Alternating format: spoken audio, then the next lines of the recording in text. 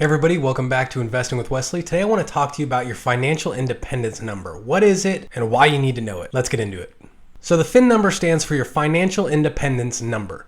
And that's the number you need to have in order to retire successfully with the amount of money you want to make in retirement. Now, it may sound like a simple concept, but knowing your financial independence number as soon as possible gives you that much more time to prepare for it and find a way to reach that number. As an example, let's say you're 25 years old and your goal is to retire at age 65.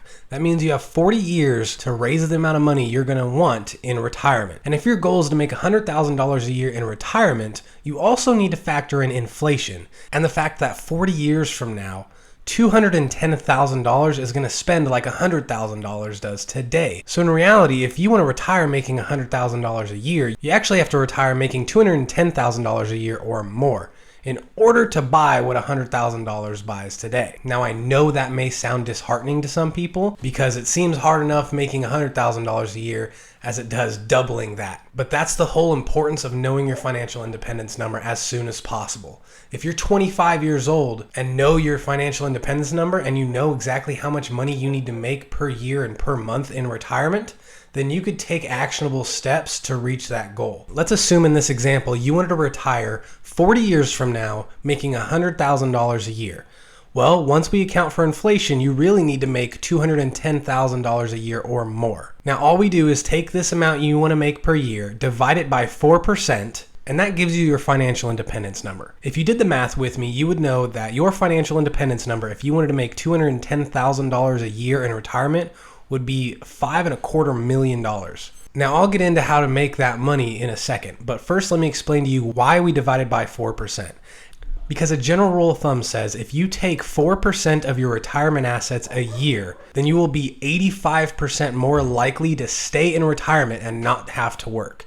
Meaning, if you only take 4% or less of your retirement assets every year, you have that much greater shot of retiring successfully. So let's get back into that $5.25 million and see what we could do to turn that number into a reality. Now, first off, guys, I want to say that there's more than one way to invest your money, and there's more than one way to reach your goals. As an example, you could buy this Chicago apartment for $440,000 and spend 30 years paying down that loan. That way, when you retire, you have 13 units all paying you $675 a month. Now, if you did the math and you had perfect occupancy, the amount of rent you would receive every month, assuming your mortgage had been paid off, is $105,000 a year. So already with this one apartment complex, you're already halfway there to reaching your goal. You could always raise rents in the future, and because we're talking 30 years from now, there's potential of you raising rents over time and getting that much closer to your number. But already we're halfway there. But let's say you didn't want to deal with being a landlord. You didn't want to have to watch out for tenants or handle an eviction process, or maybe one of your tenants gets mad at you and damages the apartment. Then you would have to move your operating income from paying you to fixing that particular unit.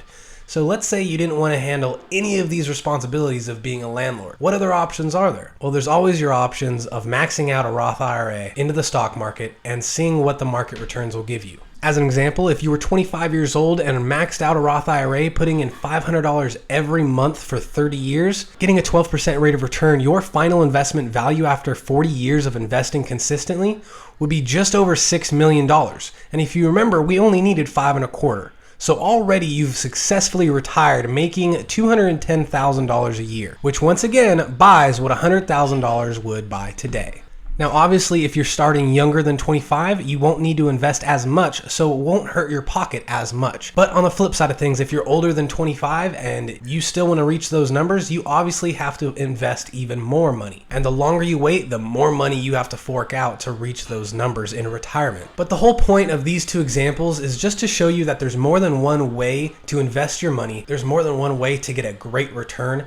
And it all depends on what you're comfortable with and how comfortable you are with risk and responsibility. In my opinion, there is more risk in the stock market than there is investing in real estate, but there's a lot more responsibility and potential risk in real estate. In my opinion, both the stock market and real estate are completely viable solutions for your investing goals. It all just depends on what you're comfortable with, whether it's the volatility of the stock market or just the straight unknown of being a landlord and never knowing what your tenants are going to do to your property. So let's assume you decided to do the stock market route. You invested $500 every month for 40 years averaging a 12% rate of return each year. You would have just over $6 million, as we talked about earlier. But how long would that $6 million last you? Now, obviously, after you retire, you no longer want to be at a 12% interest rate because you could potentially lose a lot of your savings. So let's say we cut it in half, getting you 6% in retirement, and place your money in well-diversified accounts. You can see that if we started with $6 million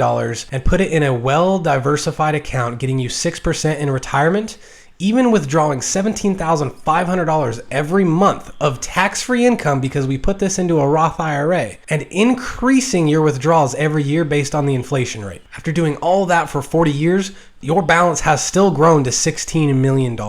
And remember, we started with 6. So not only has this $6 million provided you enough income in retirement all the way until age of 105, but even if you were still around, you still have money to enjoy retirement. Not only have you taken money to survive retirement over these next 40 years, but your account value has also more than doubled in value since we moved it into this conservative account. These are some of the numbers and these are some of the things you need to think of when you're thinking about retirement. And believe me, for all the younger people watching in their early 20s or late teens, you need to start thinking about retirement now and open up those accounts like a regular IRA or a Roth IRA, or if you're self-employed, a simple IRA. Because if you watched in a previous video, compounding interest over time does wonders for you. So it's a lot better if you start now with a little than wait potentially years only to be forced to put even more money in just to play catch up. Now, obviously, whether you decide to go the stock market route or the real estate route, there's risks and assumptions that need to be made. You need to assume that you're not going to make 12% every year if you do the stock market. And you also need to assume that you're not going to have 100% occupancy if you do the real estate. There's going to be times where 1 or 2 units, maybe even more, go vacant. But like we just talked about, no matter which option you choose, whether you choose real estate, starting a business, or using the stock market to invest in other people's businesses, it doesn't matter which option you decide. Proper financial planning and knowing your FIN number as soon as possible is the key to surviving and having a successful retirement, so that once you retire, you never have to work unless you want to work. So with that being said, guys, please comment down below what your FIN number is and what your plan is to reach that goal. Hey guys, thanks for making it to the end of this video. If you got value from something I talked about today, please like and subscribe because it really helps the YouTube algorithm and helps my channel grow. Other than that, have a great day.